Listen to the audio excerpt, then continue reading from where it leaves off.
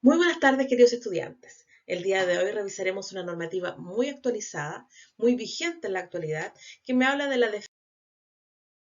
objetivo general del curso. Al finalizar este curso, ustedes como participantes serán capaces de identificar, evaluar y definir acciones preventivas. Este curso está dividido en varios módulos que vamos a ir revisando uno a uno en cada una de estas materias. ¿Qué es Food Defense? Primero que todo, cierto, hablarles de una normativa que me involucra procedimientos que se... Los objetivos de este Food Defense, o por qué fue creado, ahí aparece una lámina donde dice 20 minutos de elementos clave de esta normativa. Ahí aparece otra noticia, ¿ya? También, no chileno, ocurrió, dice, un video, ¿cierto? Aquí está la ley del bioterrorismo. De aquí viene esta Food Defense. Dos hechos cambiaron en la historia, de hecho. En el año 2003, el 12 de diciembre del 2003, aparece, ¿cierto? Aquí se mencionan algunos casos reales, por ejemplo, 1978, puerto de Rotterdam, grupo de terroristas, agentes contaminantes, radioactivos, químicos, biológicos y físicos. Esos son los tipos. Primero, agentes físicos. Y esta, se podría decir, ¿cierto? También hablamos de contaminación física, que en el fondo es lo mismo. Agentes químicos, ¿por qué usarlos? Primero que todo, ¿cierto? Los más utilizados son cianuro, arsénico, mercurio. Agentes biológicos, algunos de los más usados, está la salmonela, ¿cierto? Shigella, Escherichia coli y listeria. A continuación, revisaremos casos reales de noticias, ¿cierto?, que han aparecido en el mundo, y los invito a analizarlos y a pensar. Primer caso, Burger King. Un trabajador de un establecimiento de Burger King ubicado en Taco Bell. La publicación de una foto en la que un empleado de la cadena de comida rápida Taco Bell lame una serie.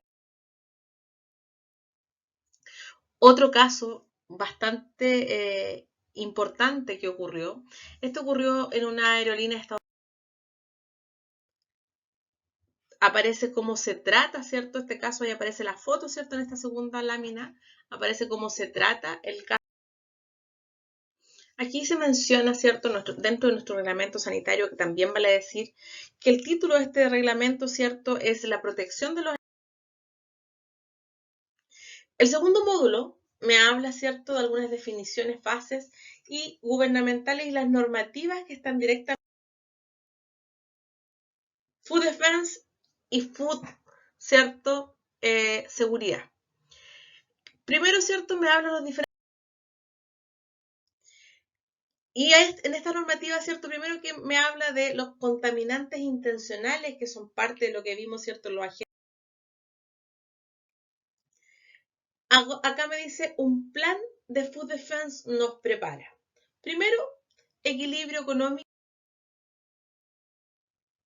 Esta ley contra el bioterrorismo de Estados Unidos, que dijimos que había aparecido, ¿cierto?, en el momento después del atentado a las Torres.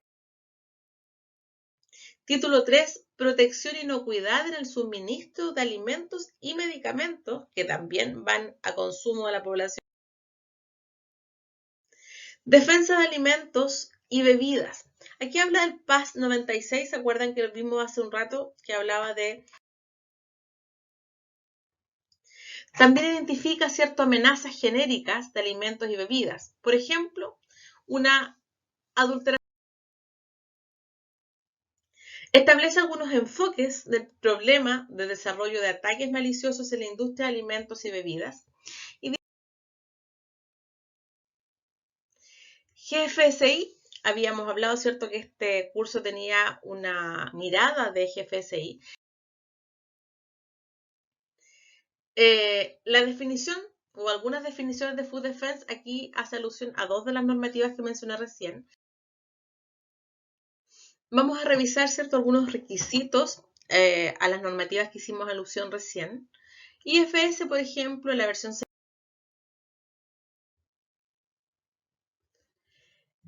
acá me hace mención, ¿cierto?, de lo que involucra esta.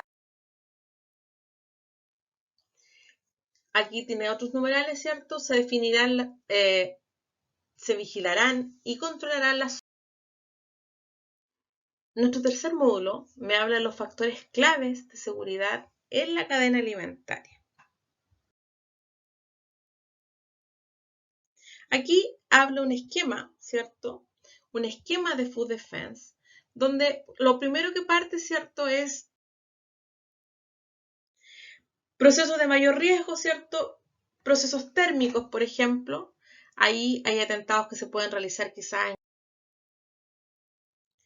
Factores de riesgo, lotes de producción grandes, alimentos distribuidos a gran escala, son un blanco a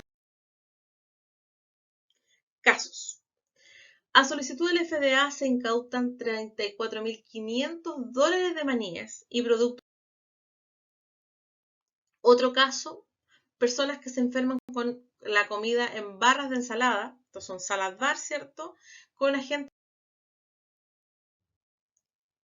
Vamos llegando al cuarto módulo. Espero que hasta aquí esté todo claro.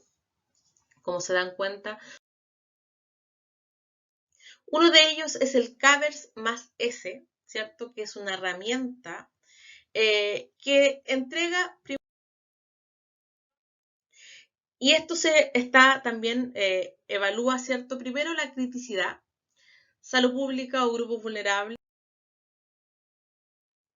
Alerta, dice aquí, asegura. ¿Cómo asegurar que los ingredientes vienen de fuentes seguras e inocuas? Otra forma de análisis es el análisis de vulnerabilidades, que es un método BACCP, que en el fondo es este Food Defense, cierto plan Builder, es una herramienta. Este análisis de vulnerabilidades es el proceso utilizado para identificar puntos específicos en la cadena de suministro. Este TACCP está relacionado con la evaluación de amenaza y puntos.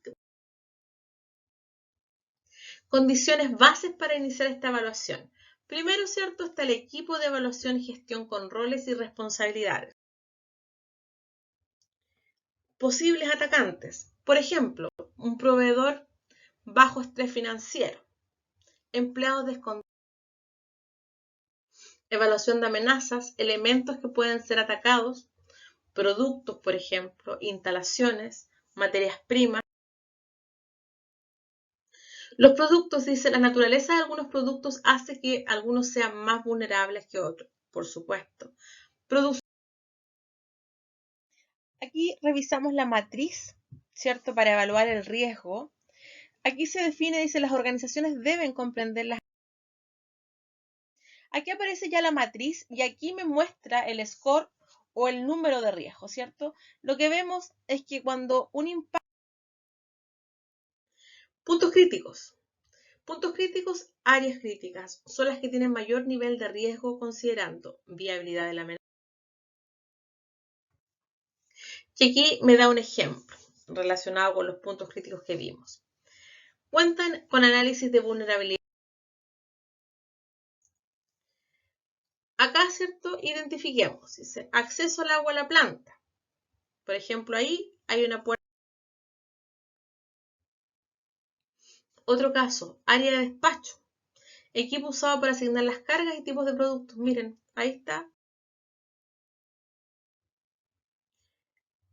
Nos adentramos, ¿cierto?, en el quinto módulo, que me habla del plan de mitigación.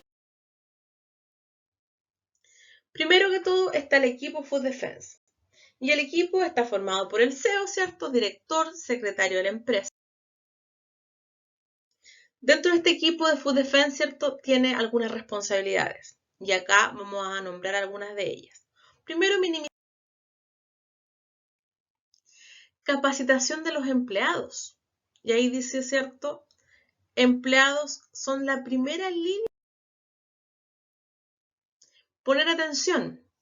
Aquí hay algunas actitudes. Actitud de los empleados. Si un empleado anda enojado, por ejemplo. ¿Qué controles se aplican? Se considera desde una defensa física que controle los accesos desde el perímetro. Dentro del plan de Food Defense, ¿cierto? Es un impacto escrito, es un plan escrito, es un procedimiento, ¿cierto? Que registra. También, ¿cierto? Dentro de este plan me habla de un plan de seguridad, es decir, instalaciones, procesos, sistemas informáticos. Seguridad dentro de la defensa. El plan de defensa de los alimentos de la compañía normalmente cubre las siguientes áreas, dice. Dentro de esta gestión del plan, primero que todo está la asignación de responsabilidades. Ya vimos que había un equipo. También, ¿cierto? Me habla, aquí vamos a desglosar un poco, ¿cierto? Dentro de la asignación, en cuanto a esta auditoría anual, como mínimo una vez al año se debe realizar esta auditoría, ¿cierto? Y esta debe ser también, ¿cierto? Dentro de esta gestión del plan, una vez que este plan es escrito, sistema de alerta, ¿cómo yo aviso? Cuando yo veo, como les decía, el umbral, ¿cuál es mi umbral? Sistema de alerta, detalles específicos a observar. Conozca a quienes deben estar en la planta, empleados y en cuanto a la sospecha de manipulación o sabotaje del producto, podría ser identificado en la recepción del proceso de empaque.